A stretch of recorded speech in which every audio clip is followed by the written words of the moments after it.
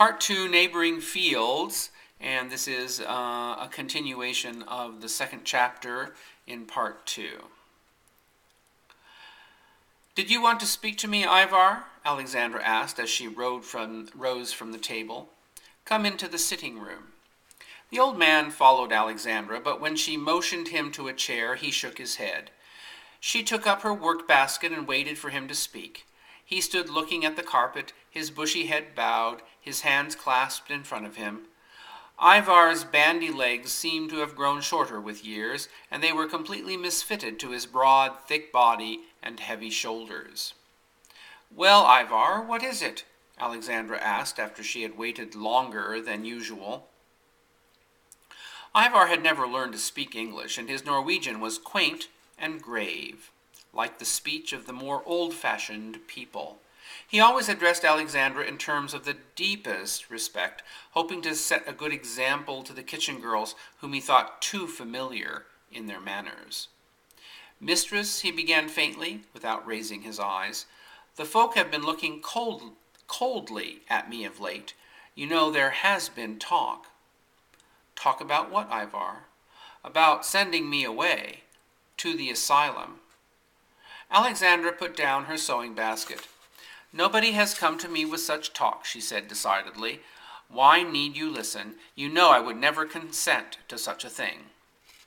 Ivar lifted his shaggy head and looked at her out of his little eyes.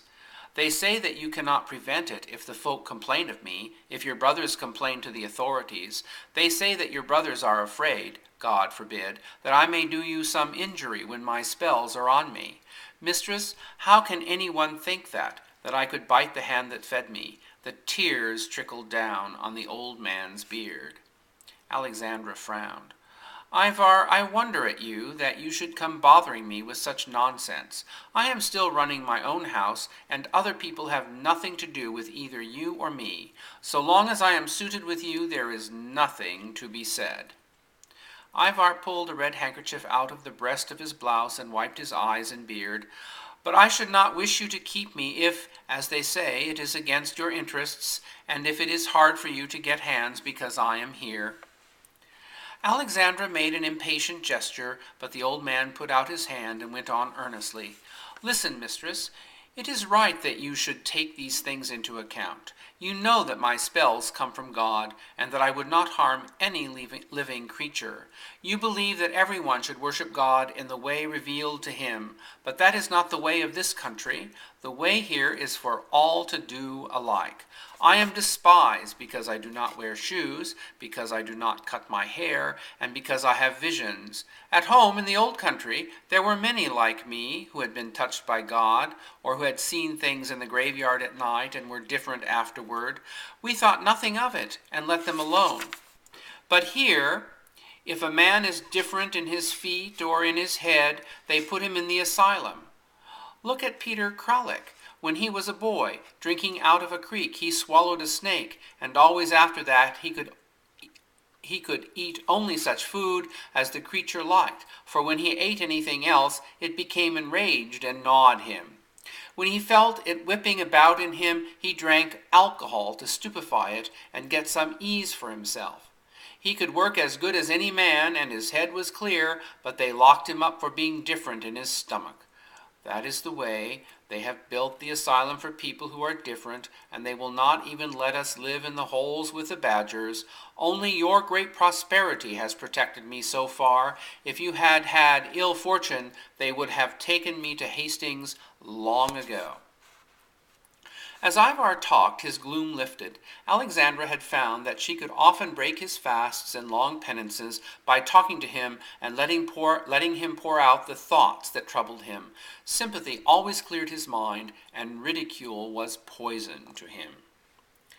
"There is a great deal in what you say, Ivar. Like as not, they will be wanting to take me to Hastings because I have built a silo, and then I may take you with me. But at present I need you here. Only don't come to me again telling me what people say. Let people go on talking as they like, and we will go on living as we think best. You have been with me now for 12 years, and I have gone to you for advice oftener than I have ever gone to anyone. That ought to satisfy you."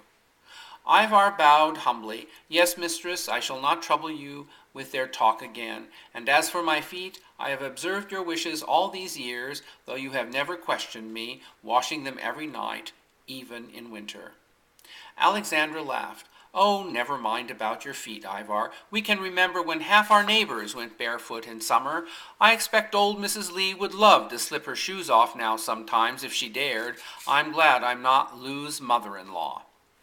Ivar looked about mysteriously and lowered his voice almost to a whisper. You know what they have over at Lou's house? A great white tub, like the stone water troughs in the old country, to wash themselves in. When you sent me over with the strawberries, they were all in town but the old woman Lee and the baby. She took me in and showed me the thing, and she told me it was impossible to wash yourself clean in it, because in so much water you could not make a strong suds. So when they fill it up and send her in there, she pretends and makes a splashing noise. Then when they are all asleep, she washes herself in a little wooden tub she keeps under her bed. Alexandra shook with laughter. Poor old Mrs. Lee. They won't let her wear nightcaps either. Never mind when she comes to visit me. She can do all the old things in the old way and have as much beer as she wants. We'll start an asylum for old people, Ivar. Ivar folded his big handkerchief carefully and thrust it back into his blouse. This is always the way, mistress. I come to you sorrowing, and you send me away with a light heart. And will you be so good as to tell the Irishman that he is not to work the brown gelding until the sore on its shoulder is healed? That I will. Now go and put Emil's mare to the cart. I am going to drive up to the north quarter to meet the man from town who is to buy my alfalfa hay.